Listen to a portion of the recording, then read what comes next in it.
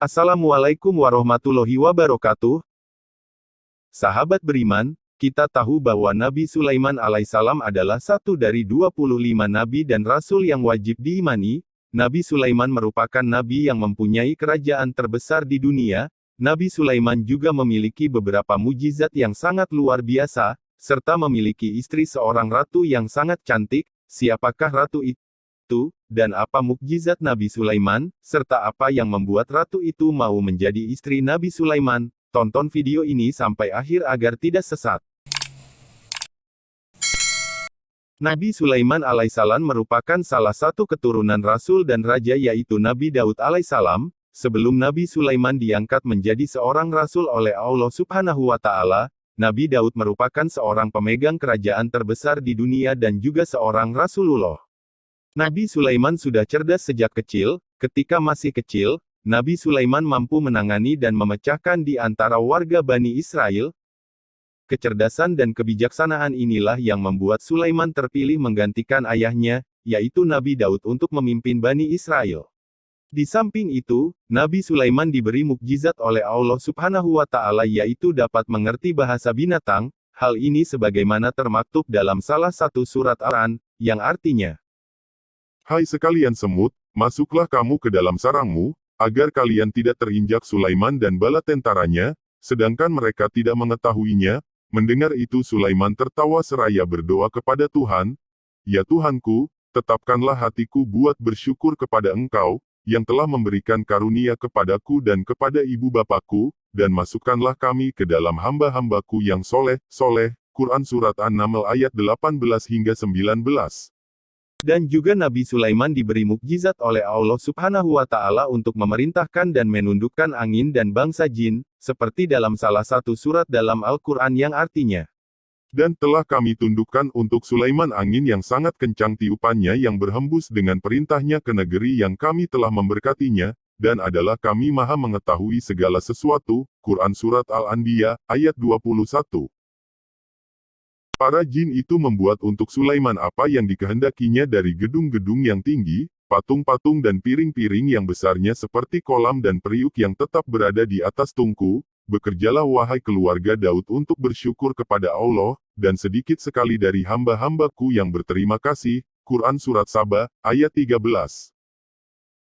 Pada suatu waktu, Nabi Sulaiman diberitahu mengenai kepemimpinan dari kerajaan dan tahta Ratu Siba itu. Sayangnya, Nabi Sulaiman juga mendapat kabar bahwa rakyat Ratu Bilqis tidak percaya pada Allah Subhanahu wa Ta'ala dan memilih menyembah matahari. Dalam Al-Quran, diceritakan bahwa Nabi Sulaiman mengirim surat kepada Ratu Bilqis untuk datang menemui beliau. Surat tersebut juga berisi himbauan dari Nabi Sulaiman agar Ratu Bilqis dan para pembesarnya tidak bersikap sombong terhadapnya. Kemudian Nabi Sulaiman memerintahkan burung hudhud agar mengantarkan suratnya kepada Ratu Bilqis. Hal ini tercantum dalam salah satu surah Al-Quran, yang artinya, Pergilah dengan membawa suratku ini, lalu jatuhkan kepada mereka, kemudian berpalinglah dari mereka, lalu perhatikanlah apa yang mereka bicarakan. Quran Surat An-Naml ayat 28. Setelah itu, sampailah surat itu kepada Ratu Bilqis kemudian ia baca, dan berikut ini merupakan isi surat Nabi Sulaiman untuk Ratu Bilqis. Dengan nama Allah yang Maha Pengasih lagi Maha Penyayang, surat ini adalah daripadaku, Sulaiman, janganlah kamu bersikap sombong terhadapku dan menganggap dirimu lebih tinggi daripadaku, datanglah sekalian kepadaku berserah diri.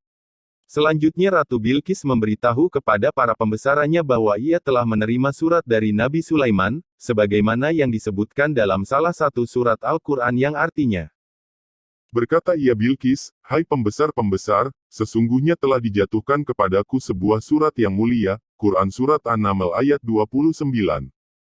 Sesungguhnya surat itu dari Sulaiman, dan sesungguhnya isinya, kandungan isi surah itu, dengan menyebut nama Allah yang Maha Pemurah lagi Maha Penyayang. Quran Surat An-Naml ayat 30.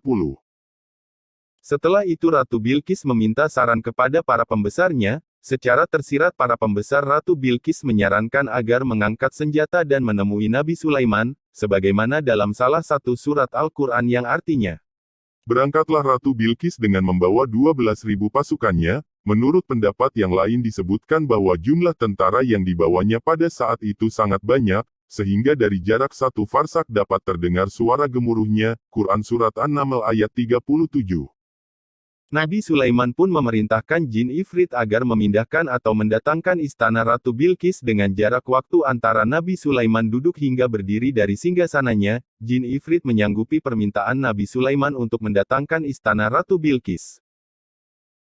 Ifrit dari golongan jin berkata, yakni jin yang paling kuat lagi keras, aku akan datang kepadamu dengan membawa singgasana itu sebelum kamu berdiri dari tempat dudukmu, dari majelis tempat ia melakukan peradilan di antara orang-orang, yaitu dari mulai pagi sampai tengah hari, dan sesungguhnya aku benar-benar kuat untuk membawanya lagi dapat dipercaya, atas semua permata dan batu-batu berharga lainnya yang ada pada singgasananya itu. Maka Nabi Sulaiman berkata, aku menginginkan yang lebih cepat dari itu. Quran Surat An-Naml ayat 39.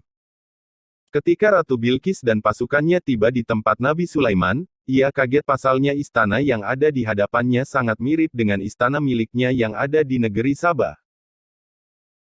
Kemudian peristiwa ini membuat Ratu Bilqis takjub dan sadar akan kelemahannya. Ratu Bilqis lantas memohon maaf atas kehilafannya selama ini. Sejak bertaubatnya Ratu Bilqis, diketahui Ratu Negeri Sabah ini kemudian diperistri oleh Nabi Sulaiman alaihissalam. Wallahu a'lam bishawab. Itulah cerita Nabi Sulaiman alaihissalam dan Ratu Bilqis. Semoga kita mendapatkan pembelajaran dari cerita tersebut.